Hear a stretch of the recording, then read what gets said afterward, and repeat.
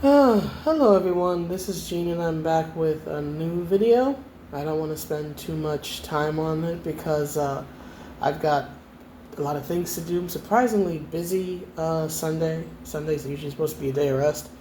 That is not my experience today. But anyway, I just wanted to briefly give my opinion on something that I've seen on Twitter because of course it's on Twitter. First of all, Crimson Desert, I know it's kind of like kind of getting like mixed. I'm not saying mixed reviews, but mixed responses.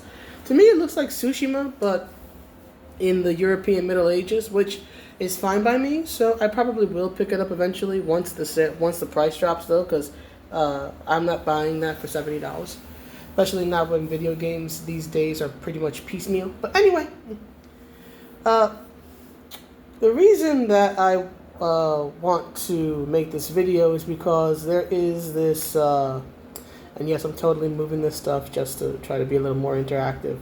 But part of the reason I'm making this video is because there's a debate online. Of course, there's always a debate online on Twitter. If you hear any weird sounds outside, it's because I have the windows open because I like air.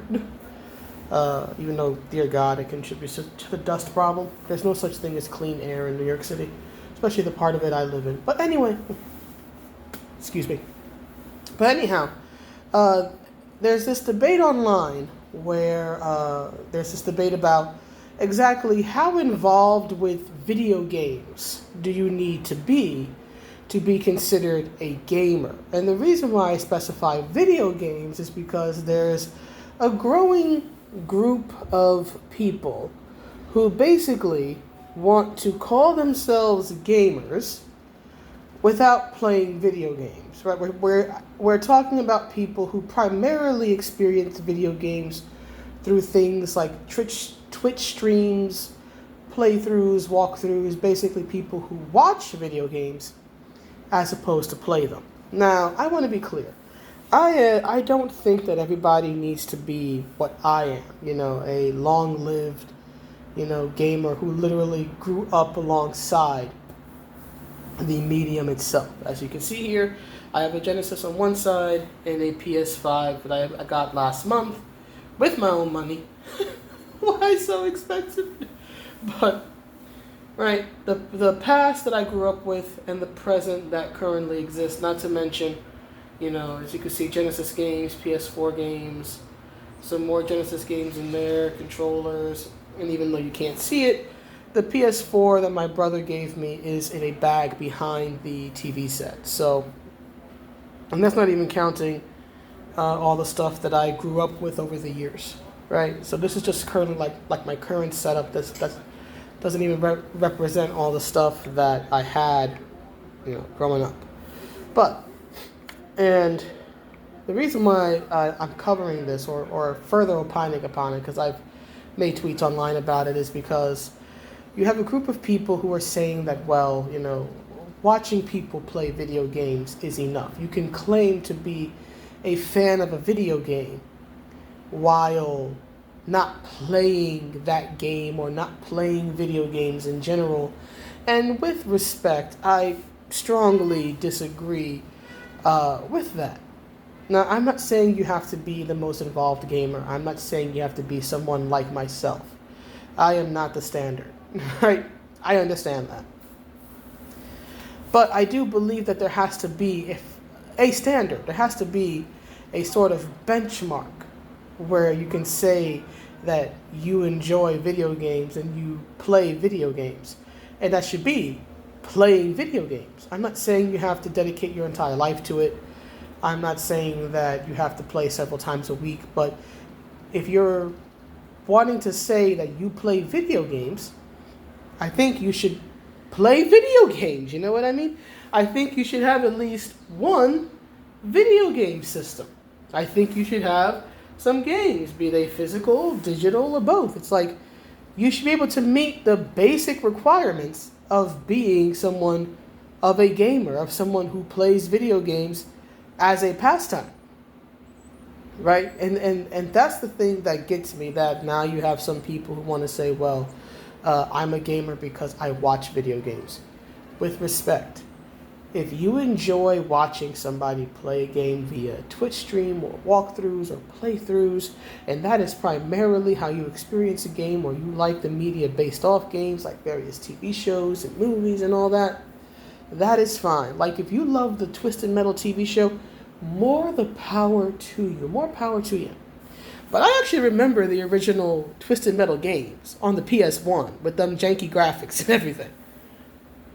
Right? If you haven't played the games or played video games as a pastime, then in my opinion, no, you're not a gamer. You're someone who enjoys media based on video games, right? Media that is derivative of video games like movies, TV shows, and whatnot tend to be. But you're not a gamer because you're not playing video games. Like, for example, if they ever make a movie about Rise of the Ronin or Tsushima, or even the God of War games, which I have played. I have to finish them, but I've played them via PlayStation Plus, right? I can at least say that, hey, I've played the games and I know what the games are and how the story plays out in the game versus how it may play out if somebody made a TV show or a movie about it. And I want to be clear, the distinct thing that makes a game different than other forms of entertainment like watching TV or watching movies, which are perfectly fine and valid means of entertainment, but the difference is that with gaming, there's this thing called interactivity. You have to hold a controller. I'm a PlayStation girly, but you can also see the Genesis controllers over there. But whether you have an Xbox, a Nintendo, a PlayStation, whatever it is, even if you're old school like myself and you have like Sega Genesis, Dreamcast, whatever it is, there's the interactive element, right? You take control of the player character or player characters, depending on the game you're playing. And you have bosses you encounter and things that you pick up, and you have puzzles that you have to solve, and there's fail states. There's an interactive element, right? It is not a passive means of enjoying something like, say, movies are. Like even Mafia: The Old Country, which in my opinion is very much a movie more than a game, in my opinion, having played it. I can still evaluate it as a game because I played it. I can still tell you that, yeah, even though it leans heavily into the cinematic movie side of it, it still has gameplay elements, right? You're not moving forward in it if you're not playing it, right? So, in my opinion, there has to be a bare minimum, a threshold to call oneself a gamer, and it should be actually playing video games. And there's always this pushback and individuals who are in the, well, Twitch is just as good, you're a gamer if you watch Twitch, who always want to come in and say, well, what about poor people? What about the disabled? And as somebody who is, let's say, not rich, I mean, I get by, right? But I'm not rich. I don't have Musk money, right? You find a way. You save money, right? You buy when things are on sale. You buy on the holidays. And someone who grew up gaming in the 90s and whatnot, guess what? People grew their collection slowly. You acquired systems slowly, right? You are more likely your parents, bought things on sale, or they saved up money and you got a system or a game as a birthday present. Like I got MK Trilogy originally as a birthday present for like my 11th birthday, I think it was. That's how I got it. Same thing with other video games, right? There would be deep discounted sales for the holidays, right?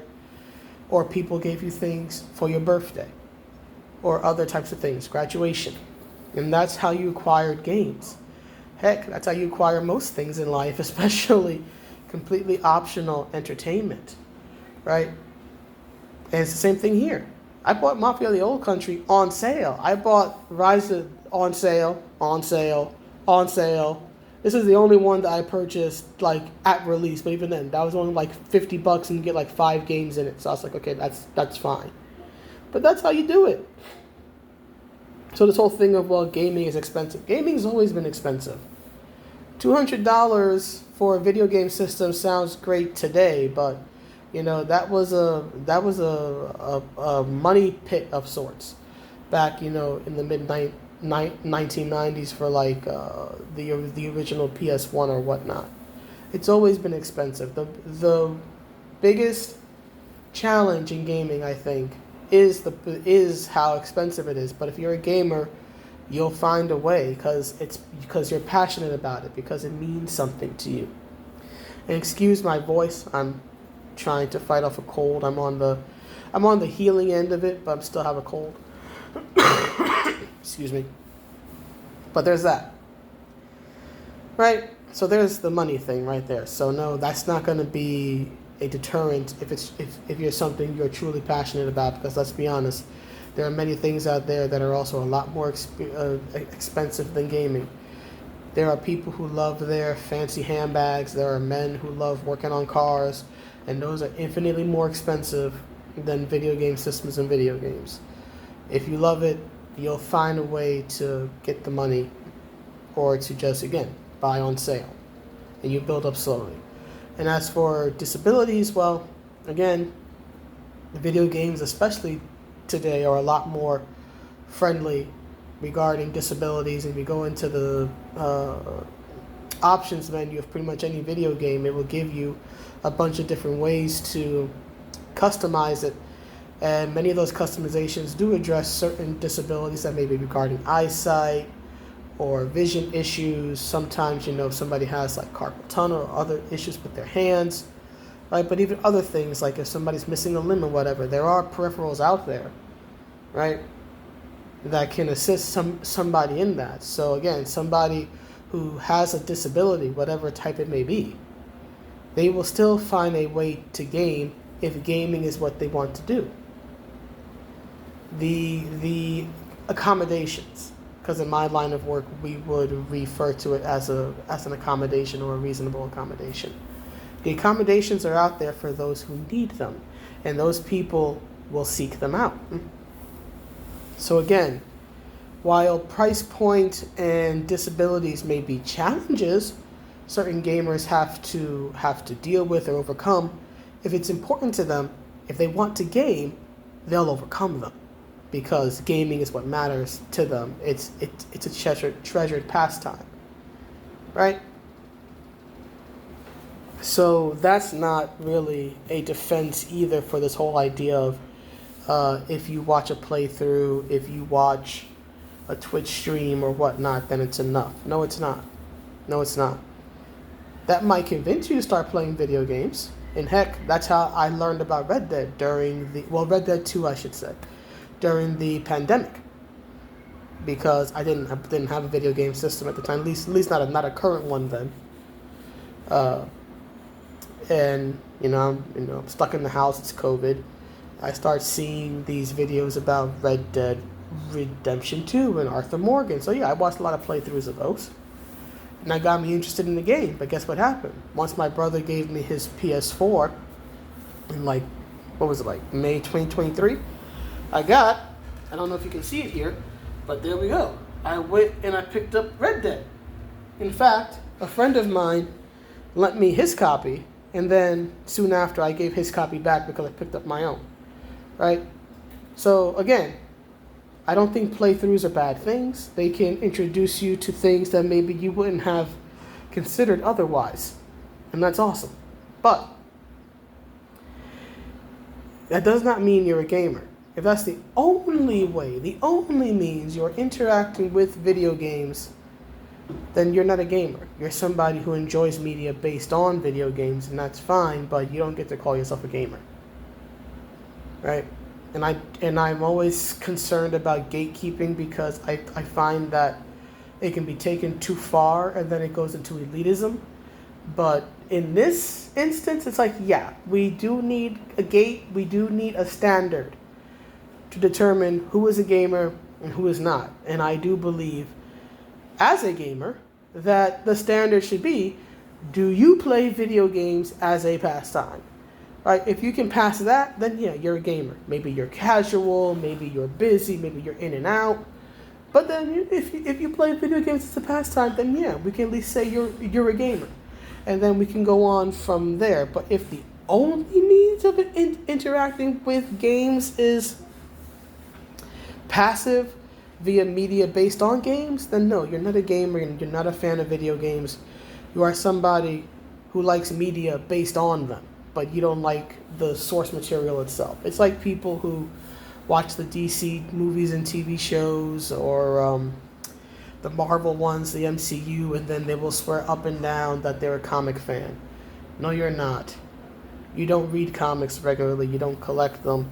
You don't read them. You like the adaptation, and that's fine, but you're not a comic fan. And the same thing goes for gaming. If your only interaction is in a passive way, not with the games themselves, then you're not a gamer. You're someone who likes the adaptation, and that's awesome, but you ain't a gamer.